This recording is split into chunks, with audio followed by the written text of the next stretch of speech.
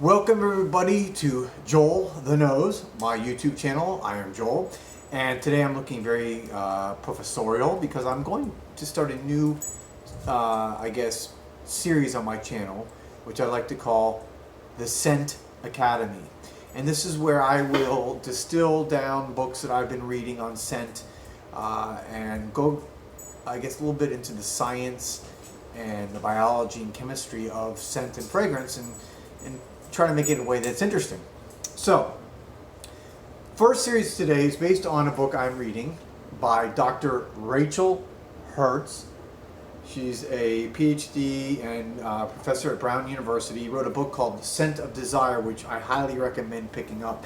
It really goes into a very explainable and approachable way of understanding some of the basics of the biology and chemistry and psychology of scent. She's one of the foremost psychologists in the world that studies fragrance and scents and the science behind it. So anyways, today what I'm going to talk about is a very basic concept, and that is we all have our own unique odor or smell.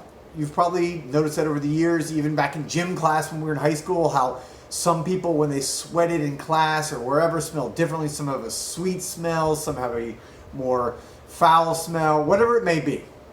And that is all based on our immune system. Our immune system is made up of a bunch of chromosomes, which are called MHC. I won't go into the long definition of that, but your MHC are basically what makes up your immune system. It's what makes everyone unique, and everyone has their own unique set of MHC chromosomes. And from that is where you get your odor print. And your odor print is as unique as your fingerprint. This is very interesting stuff. So that's why everybody has a different reaction to different colognes and perfumes and fragrances. And it's why you need to test things and not rely on blind buys, because this is something that you will see. Now, what's interesting behind this is also in her book, and as part of one of her studies, she tested a number of women and had women rate men based on a number of factors, from wealth, from looks, from body odor, money, intelligence. And what was the number one factor? When all these factors were combined that women looked for when they were trying to find a potential mate? Odor. Odor. Body odor and scent. This is crucial, man. This is huge. This is life-changing for you who have not been relying on fragrance. You have been handicapping yourself. If you really want to be the most attractive to a woman, you need to take this seriously, and you need to make sure that your scent and your fragrance is something that will be attractive to women.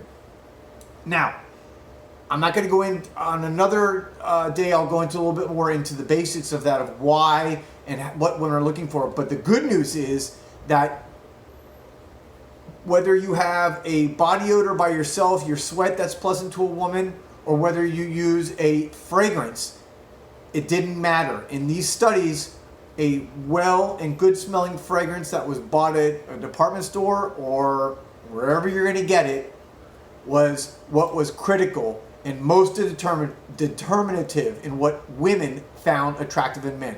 So takeaway from all this is we each have our own unique odor print or fingerprint that makes us unique.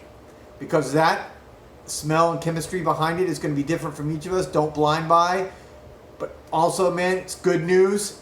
This is something that you can give yourself a leg up on with other men who are not using fragrances, who are not using good fragrances, and are not distinguishing themselves. So that is the lesson today from the Scent Academy. I'm Joel the Nose. I hope you found this useful. Please leave comments, questions about this. I can answer that you may want to go into a little bit more detail. Please subscribe to my channel if you found this interesting. Click on the little bell so you can be updated and notified whenever there are new releases. And have a wonderful day. Joel the Nose saying goodbye.